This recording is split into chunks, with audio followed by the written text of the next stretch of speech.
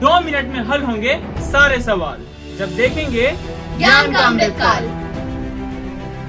नमस्कार, मेरा नाम है वैभव और आज मैं और मेरे साथी आपको एक ऐसी पार्टी के बारे में बताने वाले हैं जो देश की राजनीति में एक अपनी अलग पहचान बना चुकी है।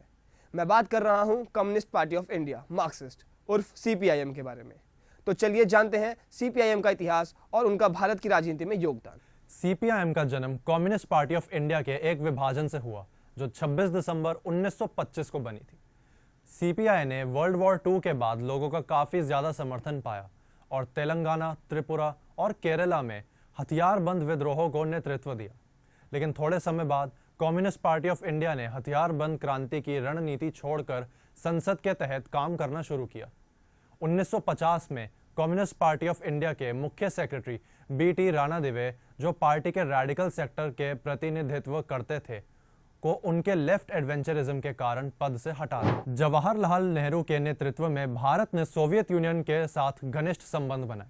सोवियत सरकार चाहती थी कि भारतीय कम्युनिस्ट अपने देश की सरकार का विरोध कम करे और कांग्रेस सरकार का समर्थन ज्यादा करे।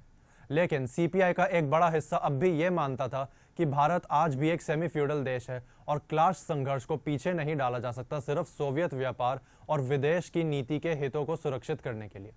इस बीच कांग्रेस पार्टी ने अपने राजनीतिक प्रतिद्वंदी के प्रति भी विरोध रही। कम्युनिस्ट पार्टी ऑफ इंडिया में जो 2 विभाजन हुए उसका मूल कारण विचारधारा थी, भारत की स्थिति का आकलन और पार्टी के कार्यक्रम का विकास। एक पक्ष जो बाद में सीपीआईएम बना अपने विचार से कम्युनिस्ट पार्टी ऑफ इंडिया के राइट विंग को सोवियत पथ का अनुयायी मानते थे, जबकि लेफ्ट विंग का मानना था कि भारत की स्थिति को ध्यान में रखकर एक इंडिपेंडेंट राह अपनाई जाए।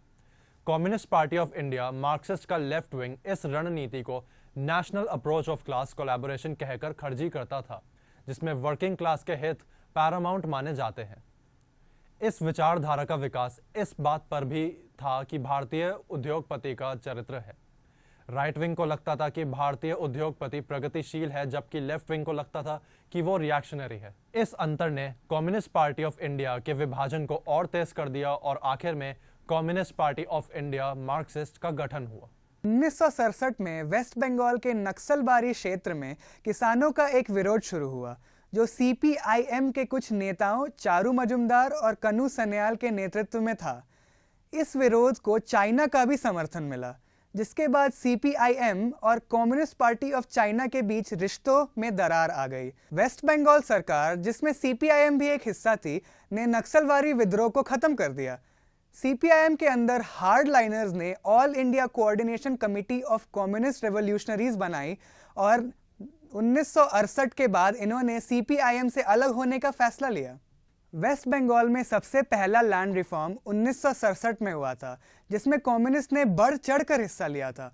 हरे कृष्ण कोनार और बेनोय चौधरी ने जमीन पे सीलिंग लॉस को लागू कर ज्यादा जमीन जमींदारों से ले ली थी और उसे गरीब किसानों में बांटा गया था। 1977 में सीपीआईएम के वेस्ट बंगाल में पावर में आने के बाद इस लैंड रिफॉर्म को ऑपरेशन बरगा के नाम से दोबारा शुरू किया गया था, जो गरीब किसानों के लिए एक बहुत बड़ी देन थी। नृपेन चक्रवर्ती के नेतृत्व में सीपीआईएम ने 1977 के त्रिपुरा विधानसभा चुनाव में भी जीत हासिल की थी। इसके बाद 1983 के विधानसभा चुनाव में भी लेफ्ट फ्रंट ने जीत हासिल की थी। 1998 से लेकर 2013 तक मानिक सरकार त्रिपुरा के चीफ मिनिस्टर बने रहे और लेफ्ट फ्रंट ने लगातार 5 बार जीत हासिल की। आज के समय में सीपीआईएम त्रिपुरा की विधानसभा में प्रमुख ऑपोजिशन पार्टी है। तो ये था communist party of India Marxist का भारत की राजनीति में आज तक का सफर। एक पार्टी जो एक तरफ किसान और आम आदमी के हक के लिए खड़ी हुई थी, आज वही पार्टी नई पीढ़ी के सपनों और वक्त के साथ बदलने की कोशिश कर रही है। DIHE न्यूज़ के साथ अंत तक बने रहने के लिए आपका शुक्रिया। धन्यवाद।